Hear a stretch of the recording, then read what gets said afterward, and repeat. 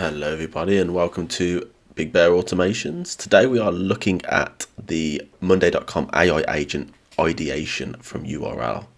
So the idea here, or the concept here, is that you give the chat, which at the moment is a bot chat but could be WhatsApp, a URL of an article that you found, and it will go away, summarize it in your language, in your type of personality, your tone, and then add a Monday item to the creative board so that your creative team who are in charge of writing the articles can go and see the summary and then comment, make notes, change, and get it into the sort of format that you're used to for your channels.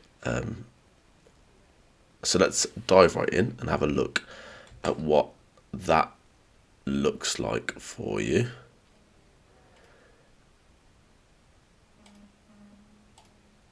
Cool. So this is the N8N AI agent, and we'll run through each step and show you what it does, a bit of setup and what that looks like for you if you wanted to do it yourself. If you want the import of the JSON, just let me know and I'll send that out to you. Okay, cool. So we have the chat, which is going to be the trigger, which is for testing purposes at the moment, but that could be WhatsApp, it could be any other trigger, it could be Monday itself triggering it. And then you have your AI agent, which is the brain, and then you come off the AI agent to the various different things that you need to create this workflow. So we're using for our chat model Claude. If you don't know Claude, just search Claude AI. Very easy to set up. You'll have to set up your payment and stuff. It's very cheap, but it's a very good model at the moment, so it's worth signing up for that. The next step is Postgres chat memory, and for the Postgres chat memory, you're going to need a login for Supabase. Now, Supabase stores your chat history so that it can understand and remember what you've said before.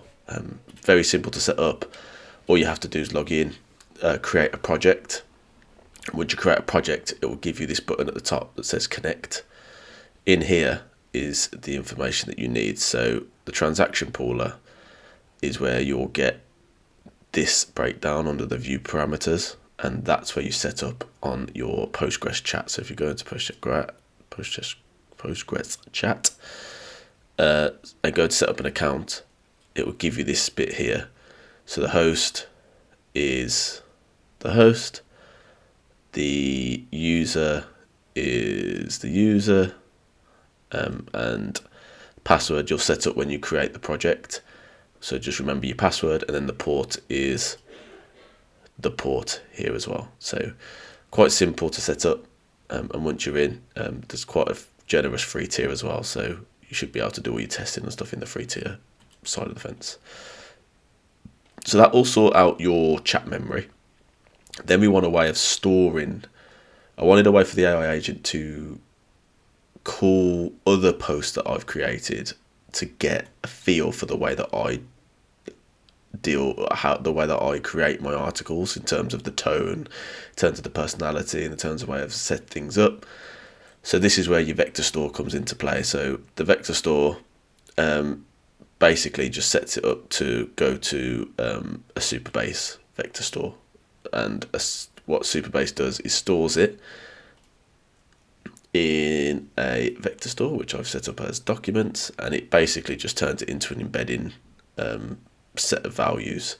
Now, it gets quite complicated, so I won't go too much into it, but what that means for you is that you'll need a way to push your posts and documents and or however you want to show the AI how you write and your tone. You'll need a way to push that into Supabase. So in my workflow, I've created a side workflow that is about just getting information from a Google Doc into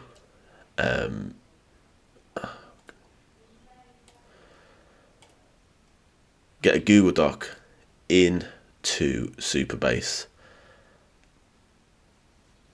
There you go. So this is the Supabase ingester. All it does is that it waits for Google to get a new folder or a new file. It then downloads that file from Google and then puts it into the Supabase Vector Store. Now this one has two things coming off it. One is the embedding, so what embedding settings do you want, and then how is it going to deal with the document. So the document side is simple. You just put the default data loader in and then recursive character text splitter. There's a few settings in here which you can mess around with and do some research on, but I always put it as 1000 chunk size with a 200 overlap. Seems to work fine for me. So if you want to follow suit, that's good. And then the embedding, I always use OpenAI at the moment with text embedding free small.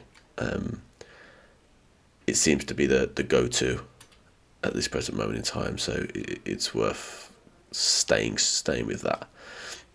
So how this would work then is that, say I've got this folder in here and I create a new document. So let's do that. And I'll call it test post. And then in here I will just add some AI stuff. So here's your Claude. And let's just say create me 5 example posts. Create 5 example posts for a professional AI agency. That'll go off and just create 5 posts. Obviously this would be filled in with your company's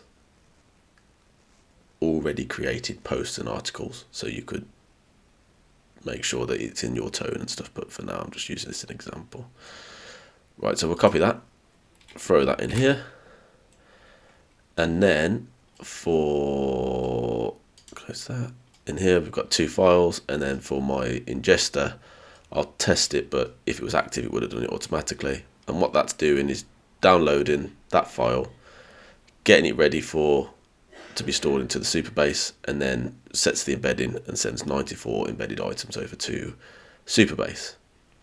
That then lives in this document here, and this is what's called by your AI agent. Now vector stores, the reason why I use a vector store is that it's a lot quicker. It's very, very fast for it to understand these values instead of trying to understand text, which is why we do it. So it should be quite quick when it's trying to pull back all your stuff, which is pretty cool. To set up the Google Drive and stuff, it's quite simple. You just have to find out where you are, what folder you're in, add your Google Drive account, and then for download, you just do the same thing, Google Drive account, and get the JSON ID from the trigger. And that's it for the ingester. So right now then we've ingested everything we need for Supabase. We then need a couple more things to make sure that this workflow works. So obviously the end goal is to get it into Monday, but we also want a way of looking at the URL and making a summary of the content. So I use Perplexity for that, and the reason being is that I like Perplexity when it comes to the URL search. Seems to be very, very robust when it comes to looking at external URLs. So all that is another workflow that posts to Perplexity. Again, you'd have to go over to Perplexity AI, sign up for the chat, sign up for the API, and get your API token, etc., etc.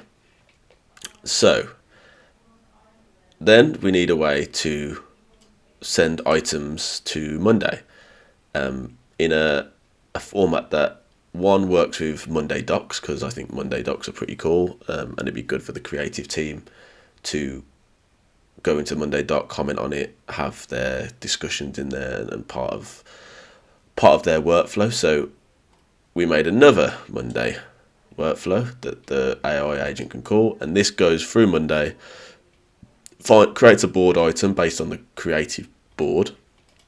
So if you go in here, some of it will be sent by the trigger, so the AI will send over the content, which is all of this, and the item name, so that's the example, and then in here it will go through, find the articles creation board, which is what the creatives use in this example, and then add it to the articles created by AI for review group with this JSON, this name for the JSON.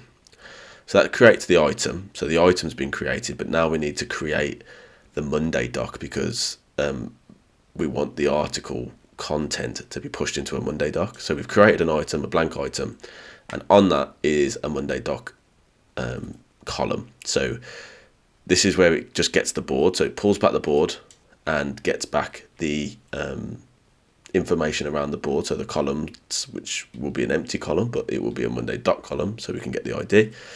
And then we just add, we won't go through too much into this code, but this code is just to get it to the correct way to get the JSON to create a document for us. We can, if you want more information around the APIs and stuff like that, then give me a shout. But basically you want to just get the JSON into the GraphQL format that Monday need. Post that off to create the Word doc. So now we've got a blank Word doc, and then we need a way of getting the content into the work doc. So here is a way that we set up to get the JSON in the right format. Now, bit of a pain because the content inside of the JSON also needs to be in JSON structure, so you have to get it perfectly correct. So this is why I did manipulation like this, which is you're escaping loads of characters and it has to be in a certain format and all that sort of stuff. So once that's done, I can send these code blocks out if people want them. If you give me a message, I'll send them out to you.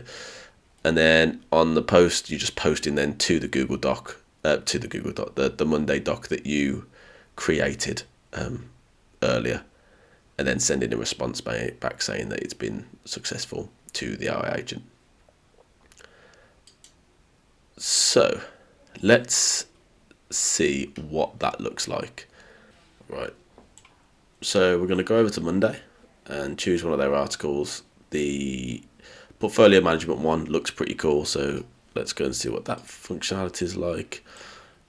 We like it. We want our creative team to write our own article around it, maybe research the functionality a bit more. So we're going to send over the URL to the AI agent. The AI agent then will store it in memory, go to Claude. Claude will say, okay, cool, we need the content. So then off to Perplexity pulls back the content, and then Claude goes, okay, cool, thank you for that. We now need to ingest what we've got in Supabase because we need a way of getting our tone and personality, some reference points. Okay, thank you for that. Back to Claude. Claude will then say, okay, well, I'm going to make content now, make an article around same sort of tone as what you're used to around the new article, send it over to Monday, and Monday will then submit that to the board and create an item. Great, I've summarized the article about Monday.com's new portfolio management solution and created a document in Monday.com with the content. The document has been successfully created with this ID. That's cool. The summary retains a professional, slightly enthusiastic tone, highlighting the key features and benefits of the new portfolio management solution. Is there anything else you need? So if we go over to our board, we can then say that Monday.com launches enterprise. Let's go and have a look at our Monday doc, and it's created a brand new Monday doc with a summary of that article with the source, so that our creative team then can come in here, have a look, assign the way that they need to assign it, go to being updated, go through the groups, and then even we could get to finish off it to post to socials. So whichever social, we could even have different columns for Instagram captions or LinkedIn, or we could even do it so that it sends it off to AI and AI reads the article and creates the different captions, which I think is pretty cool. If you are interested in seeing any of this, then please reach out. I'm here to help, and I can set up a call with you and we can go through what this looks like. Next on the list, I'm going to do some fusion work in Workfront and some Optimizely CMP automations as well. So if you're interested in that, follow me and I'll be putting those up soon as well. Thank you.